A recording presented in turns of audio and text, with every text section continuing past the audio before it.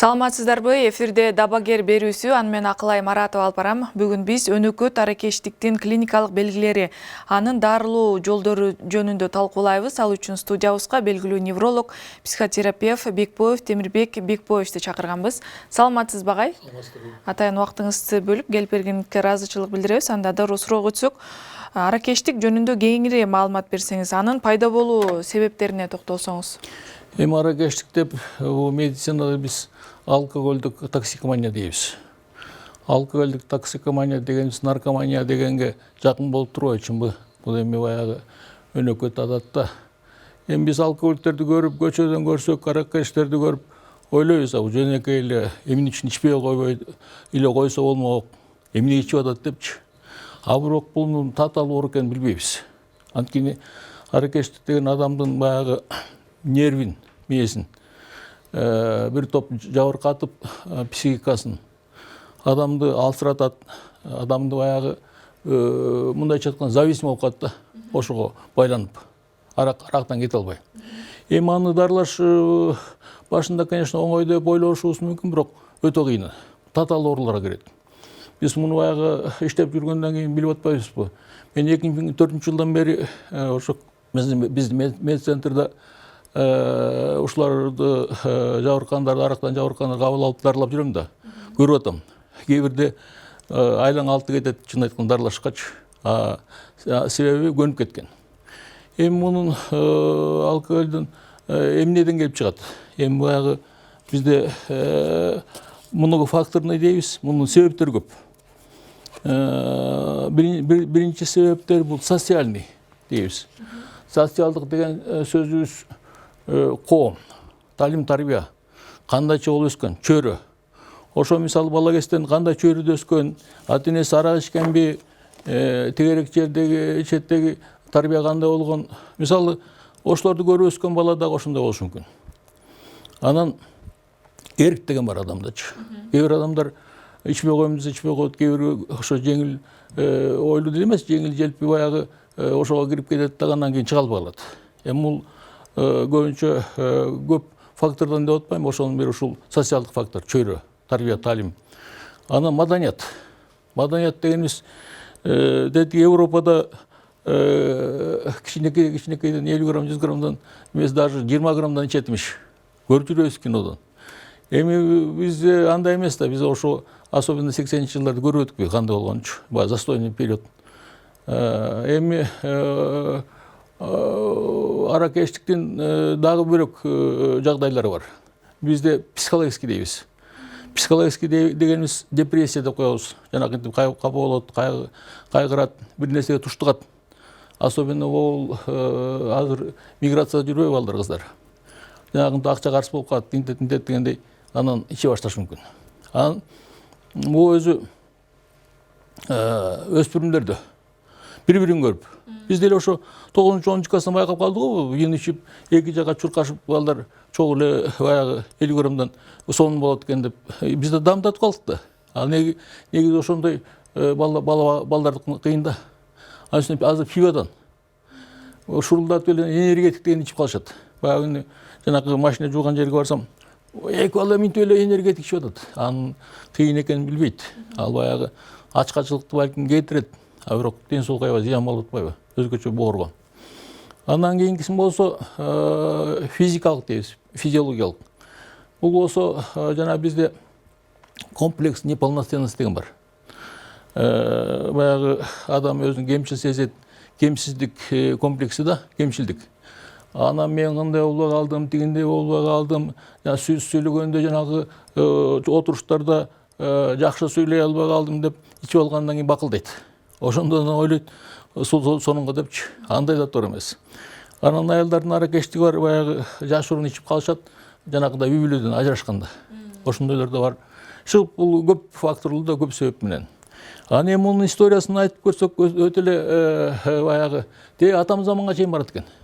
Дедиги анткени раскоптордо баягы касымдыларда винонун калдыктары чыккан. Анан кийин биз билгенден эле, биз бул 80-жылдар деп атпаймынбы? Биз бул 50-нче жылдагылар муну ушунун арасында жүрдүк биз. 60 жыл төрөлгөндөр дагы жүрдү. 70 жылдан азайды, 80 жылдан азайды, 90 жылдан кийин дагы азайып, азыр 2000 жылкылар башты ичпей калды. Себеби бул дин багытында, диндин таасири. Диндин эң кылган таасири ошо болду. Болбосо өлүк коюлбай кала турган мезгил болуп калганда, баягы биз мындай ойлоп калганбыз.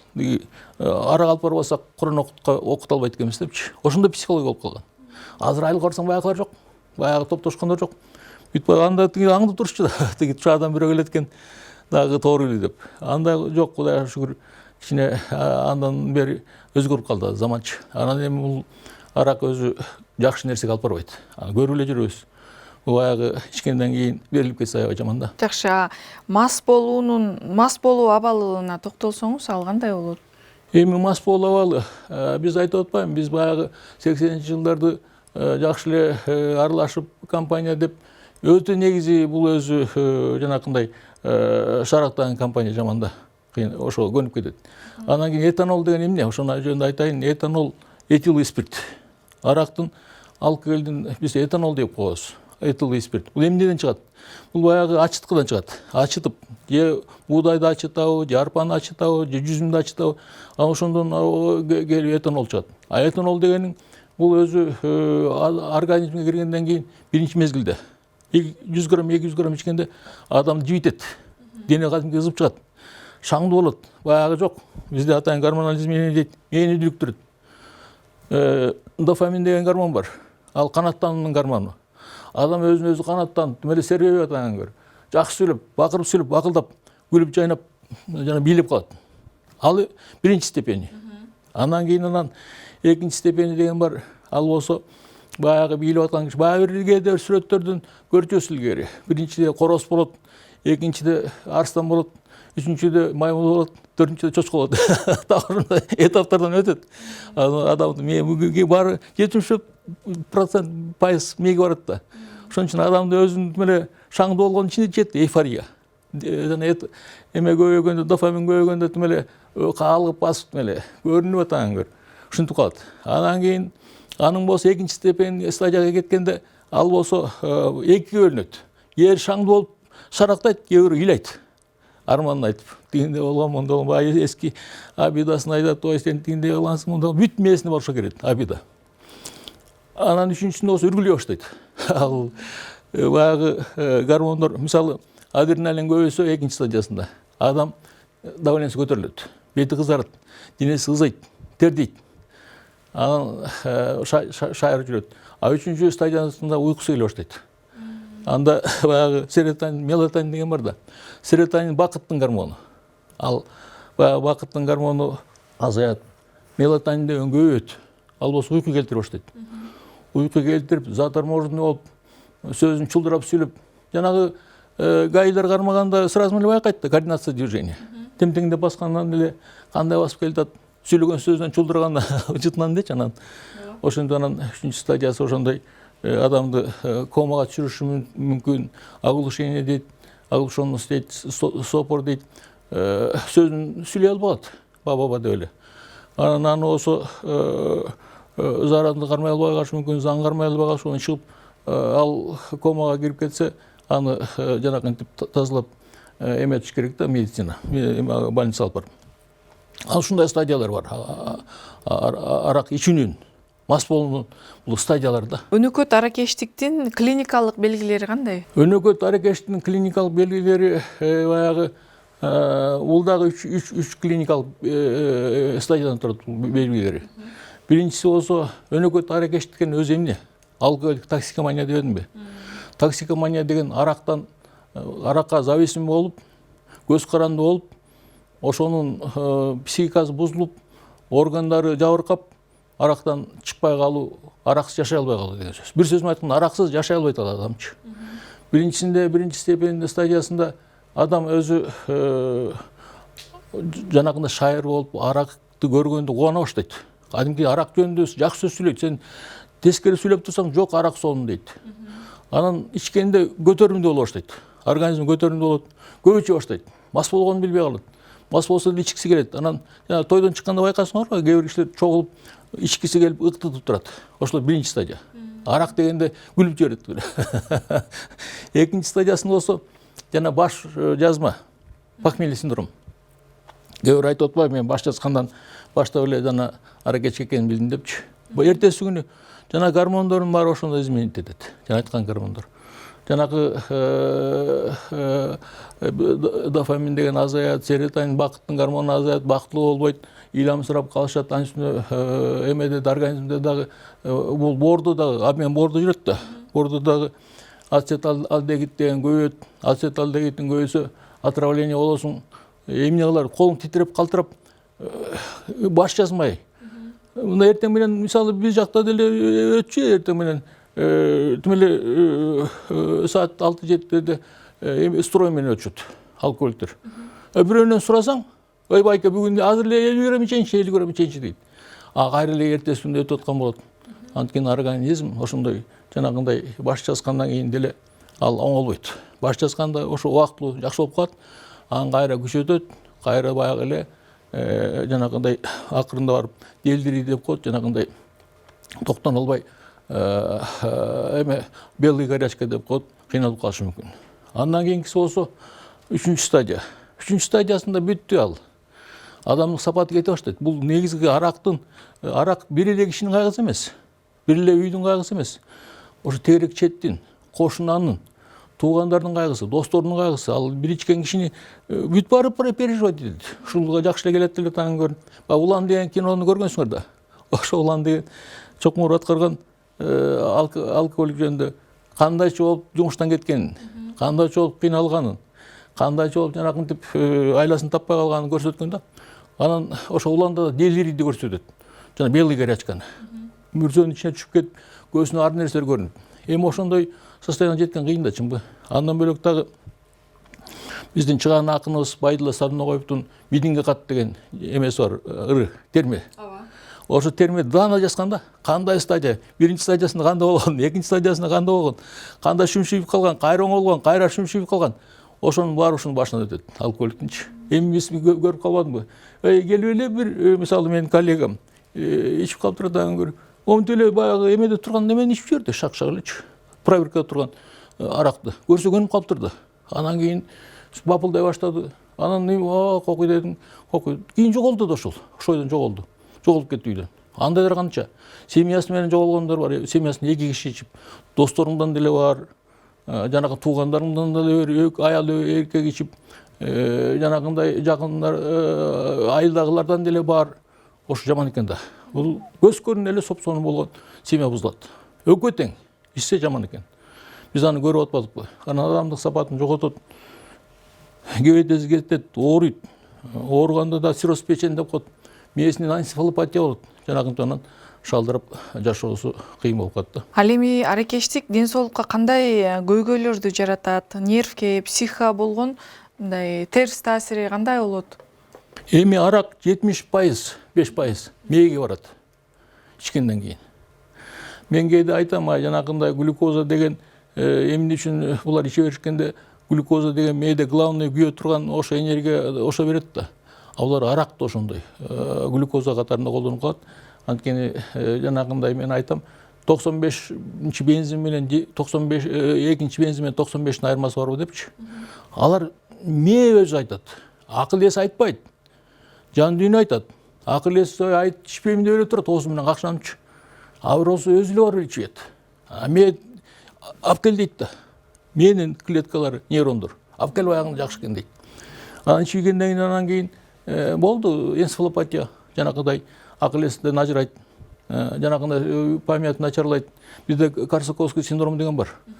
Азыркысын азыр билбей калат. Отурат кадимкидей эле сүйлөшүп. Аракчы отурасың да. Ай койчу ичтим дейт. Анан ичкенден куйгандан ой дайыл ичейин дейт. Ай жана ичпедиңизби десем, ай ичкен жокмун деп ушинтип унутуп калат эмне кылганын. Кайра ичет, кайра унутуп калат. Ушундайлар бар. Анан жанагы Улан деген кинону айтпадымбы? Ошондо делириди аябай сонун көрсөткөн да. Делириди аябай сонун көрсөткөн, тиги кандай болду, эмне болду деген. Анан көзүнө бир немелер көрүнүп, көзүнө көбүнчөсүн психоз, алкогольный психозда бөлүнөт. Паранояльный алкогольный психоз дейт, делирий дейт. А делирийиңде майда чүйдө жанагындай жыбыраган немелер, курт кумурска, чычкан-пычкандар көрүнүп, айлаңдалып да кетирет. Ой, аракты чыштагандан кийин запой деп коет бизде. Аракты баягы запой 3 күн, 5 күн, 10 күн ичип, адам өзү толук мээси жетти дегенде анан чыштагандан кийин 2-3 күндөн кийин делирей башталат. Арак ичпей калганда. Анан делирей башталса, чабалактап, коркуп турат өздөрү. Тем более жанагынтип жайнап эле курт кумурскалар келсе жүрөк чүрөт да, чынбы? Жанагы улан дегенди аябай жакшы көрсөткөн. Мүрзөгө түшүп кетип, анан ошондо делирий болгондо тияктан учуп чыгышып, ар түрдүү нерселер жайнап, даана кыйкыра башташат. Делирий болгондочу. Делирийде эменин кишинин да жүрөгү чөт. Тиги айтканды айтышат, тиги мындай биздин эле айтып отмойбу, эми айткым келе бербейт, бирок коллегалар баягы аракты көп ичип калыптыр, сурасам айтат, айтаң көрү больницада жаткам дейт. Келип эле бир капкара кийинген келин туруп калды дейт, аял. Жиним келип туруп чаптым дейт, варенье алып келген баланкам менен. Терезе сынып кетиптир. Агай деп чуркап келиптир. Эмне десе, турат десе, канагай жок, эчтеке жок деп. Жаман да мындай коркунуч пайда кылат да. Алкогольный психоз деген андан бетер. Ал дөйдөрөп эле сүйлөй берет бирнемелерди. Эпилепсия дегенибиз бар. Андан да алда жатып калып, тыбырап, жанагынтип судрук болот. Жанагындай эме болгондо, тиги психоз болгондо ар түрдүү нерсени сүйлөй берет. Тиги келди, бул келди, ит болдуң, куш болдуң, аялына бирөө келди, анан эчтин такылдатат, интип атат деп. Бул жаман нерсе да, чынбы? Урматтуу көрүүчү, сиз дабагерлик көрсөтүүсүн көрүп жатасыз. Бүгүн биз өнөкөт аракечтиктин клиникалык белгилери, анын дарылоо жолдору жөнүндө сөз кылып жатабыз. Биздин суроолорубузга белгилүү невролог, психотерапевт Темирбек Бекбоевич жооп берип жатат. Анда кийинки суроого өтсөк, аракечтик ички органдарды кандай жабыркатат? Эми аракечтик ички органдарды көбүнчөсүн боор. Биринчи кезекте боорду айтышыбыз керек. Анткени боор ушу токсиндерди боор тазалайт. Арак барганда боор ошо токсинди тазалайт. Мына бул жерде схемасы турбайбы? Этанол дейт. Мына алкоголь. Мунун алкоголь дегидриназа деген менен бул ацеталдегидке айланат. Ацеталдегид деген эң этанолдон жаман. Бул отравление кылат. Ошол алкогольге берилип кеткени бул азиаттардачы, Азия элинде, Кыргызстанда деле бул көп организмден чыкпайт экен. Европада бат чыгып кеткен, алар илгертен бери көнгөн да, кылымдардан бери. Арак алардан организмден чыгып кетет экен. Кыргызстанда баягы бизге окшогон Азия калкында берилип кеткен ошондон экен, улам баш жазам деп атчы. Ошону кыйнап коет да. Анан бул жерде ацеталдегид, бул жерде алкоголь дегидриназа деген фермент бар. Ушул болсо ацеталдегидке айландырат. Муну болсо ацеталдегид дегидриназа деген болсо уксусный кислотага айландырат. Уксусный кислота болгондо, жанагындай көмүр кычкыл газы болгондо уже бүттү.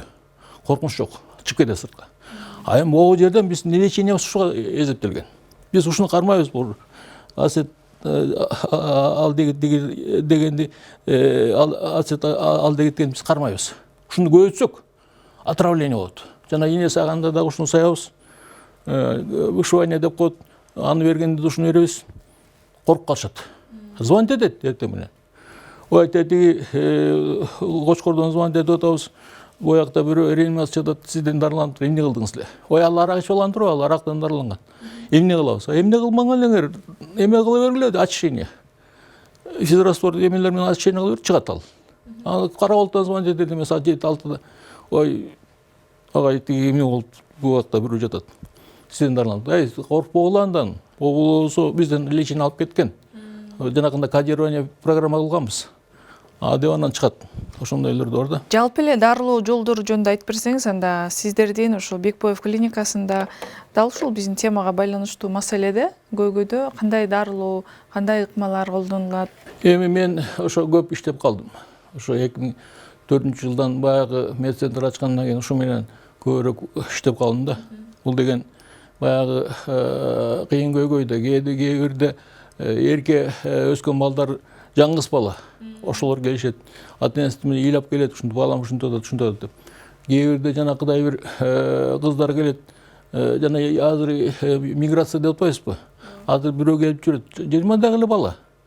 Ал пиво ичип отуруп, арака өтүп, азыр ал деле жаңгыс бала.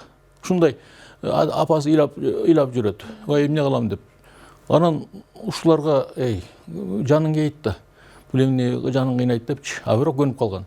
Андан чыгарыш кыйын. Ошон үчүн биринчиден организмди жанагындай запойго түшүп келишет. Запойго түшкөндө түм эле жүрөктөр түшүп келет. Өгүнү бир илгери 3-4 жыл мурун, даже 4 жыл мурунга бир депутаттын иниси келип запойдо экен, анан бессознательный жана комада жатып болуп калыптыр. Анан кыздар чакырат. Мен кыркырып чуркап келди. Жүрөгү токтоп калды деп. Мен түшүп эле эми алып келип калганда жүрөгү токтой эмне болсо деле алат да.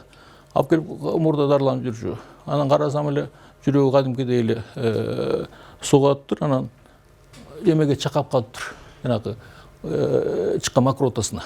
Мен айттым, жанагы трубка барбы, тиги дыхательный жанагындай десем трубка бар болчу. Аны оздухот. Анан алып келе калышты, сала койдук, сразу дем алып калды.